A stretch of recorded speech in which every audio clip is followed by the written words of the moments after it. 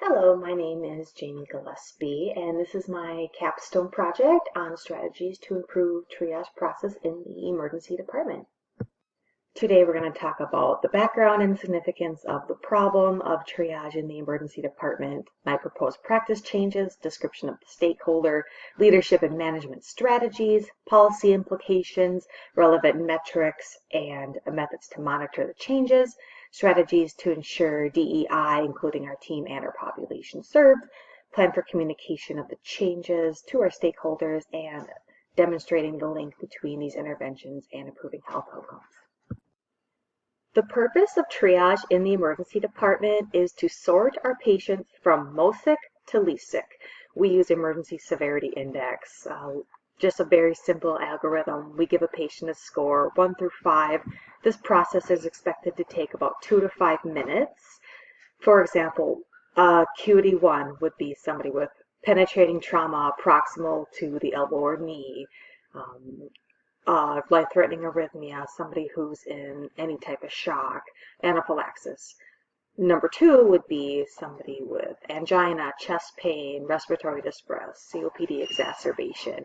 3 would be a stable abdominal pain, back pain, somebody who's going to get resources like labs, imaging, etc.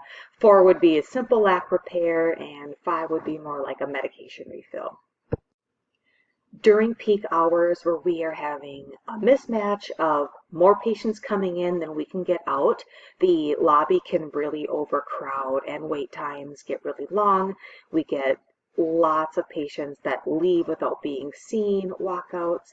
This is obviously detrimental to health outcomes and delays in care and morbidity and mortality. When this happens, the triage process is rushed even further. A lot of questions can get missed. Little subtleties can get missed as well. For example, if somebody's coming in with abdominal pain, indigestion, something, and you can miss that EKG and somebody can be having a heart attack right in the lobby and be waiting many hours and deteriorate. And there are cases where people have unfortunately died waiting for care. And flip the coin on the other side, we can have somebody with a patient that's very stable, and we are pressured to start labs and imaging on a patient that does not need it. So that's just a further waste of resources that can be used for somebody who actually needs it. And this really demonstrates the necessity to have accurate and efficient triage to ensure that your resources are allocated properly. We really need to make sure that those sickest patients are prioritized and seen first, while we do have to allow the more stable patients to wait longer to be seen. And our most current quality reports show that our average wait time is almost 3 hours. Our left without being seen rate is 4%, and patient satisfaction is only 60%. I'm proposing 3 practice changes for our triage process in the emergency department. The first one is incorporating a fast track area. This is a separate area designated to divert those low acuity patients as a fast track of care. This really frees up resources for the main emergency department, lowers length of stay and patient satisfaction. And the second change will be incorporating point of care testing in triage. We're already drawing labs on most of these patients, and we do point of care testing for blood sugar at the moment. This is just taking that same sample, putting it in a separate machine with a cartridge, and we're getting results, depending on the specific test, 2 to 10 minutes versus 60 to 90 minutes for the main lab. Getting that lactate level in 2 minutes, getting creatinine in 2 minutes really expedites CT times, and the cardiac marker, that one actually takes about 10 minutes.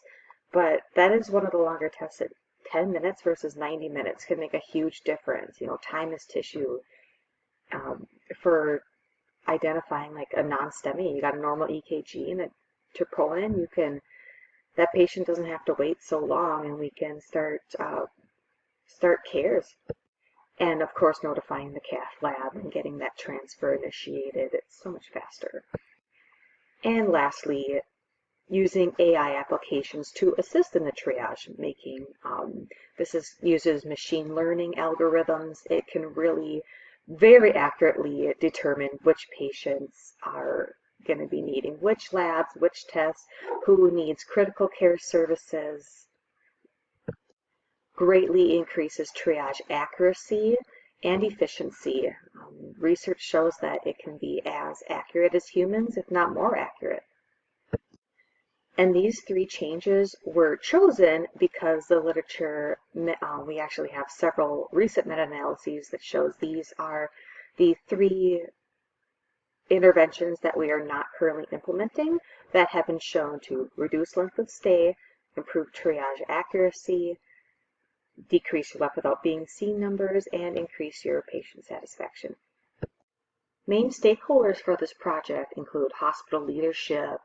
They direct the quality improvement team, and although we do imply shared decision making, they are the ultimate decision makers for the project direction. Laboratory workers, they are primarily in charge of all of our point of care machines regarding maintenance and training. IT staff, they will be huge, especially with the AI and machine learning algorithms. They have to design, program, maintain the applications, troubleshooting. They will need to perform audits and recalibration on these algorithms very often to make sure that they don't develop any biases and they maintain accuracy. Informaticists are the liaisons between IT department and our end users.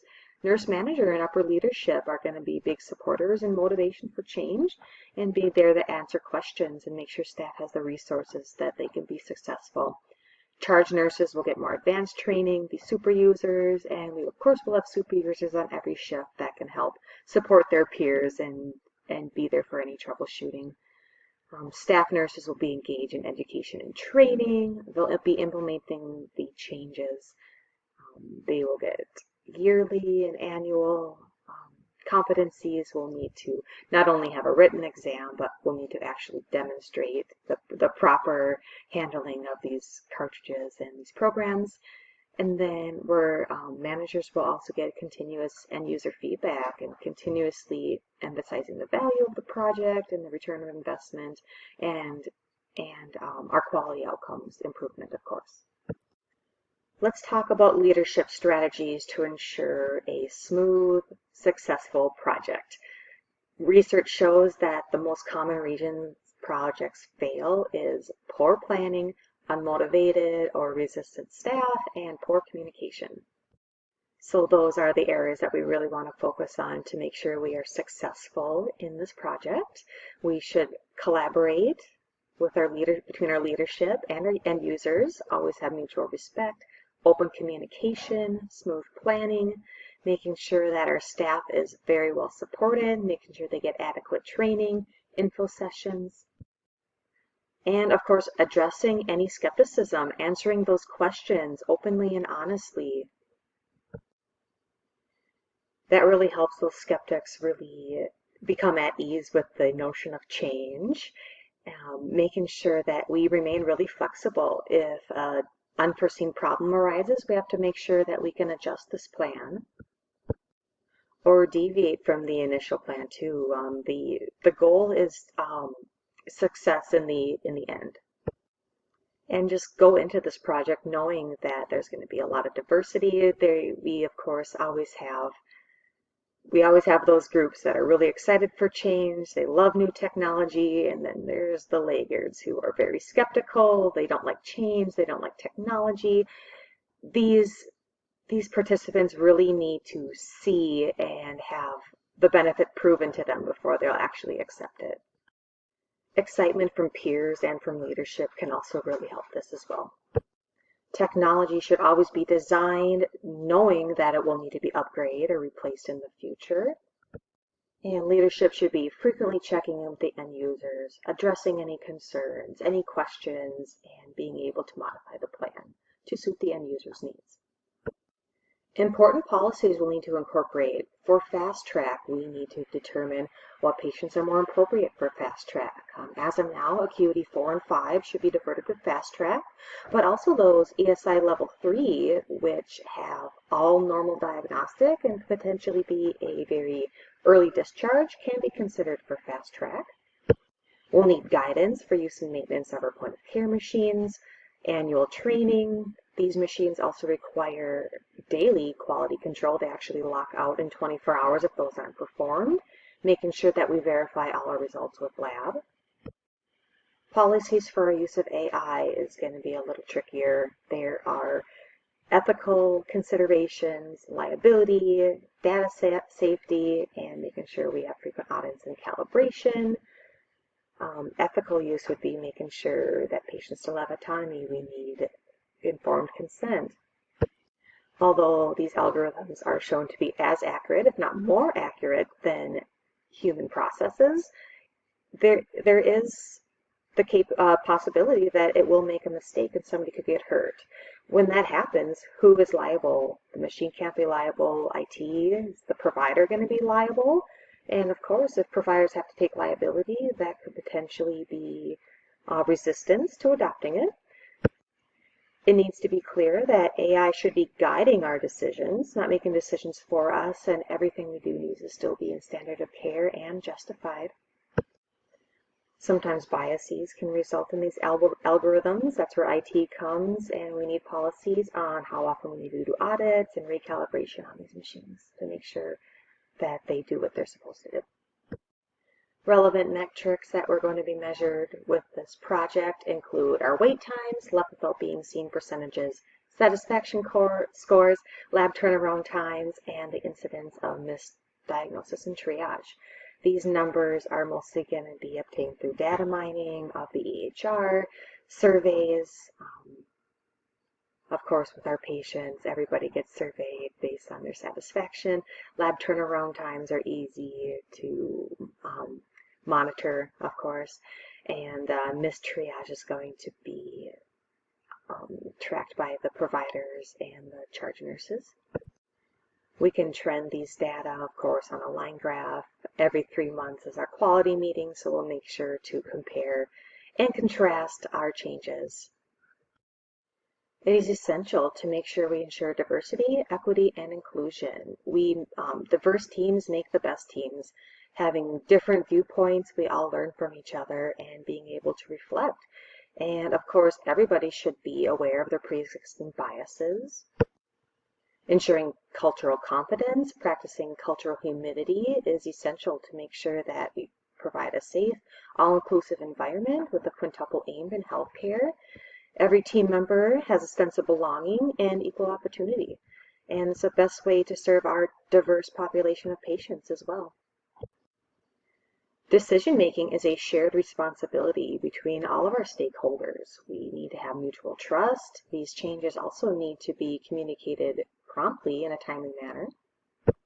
It's important to make sure nobody has any surprises. We do not like surprises in this instance. Email, virtual meetings, in-person meetings. We have a huddle with every shift change. These are great times to communicate any changes. Active listening, open-mindedness, and making sure explanations are provided for all changes, giving our rationales, our reasoning. Because we're normally just not making changes for no reason. We are using the evidence and our data to guide our decisions and changes to the plan.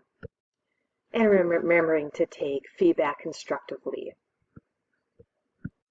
And again, I wanted to focus on the link between our interventions and improving our health outcomes with advanced nursing knowledge. The literature does show that incorporating fast tracks significantly reduces length of stay and left without being seen by freeing up the resources. Point of care testing decreases length of stay by an average of an hour. That's incredible. And as we know, long wait times contribute to left without being seen and low satisfaction. Using AI to assist in our triage decision making increases our workflow efficiency, reduces morbidity and mortality, expedites time to treatment, and improves the patient experience. So as you can see, these 3 interventions are directly shown to improve the markers that we are looking for to improve. And thank you so much for listening today. I hope you enjoy the rest of the seminar.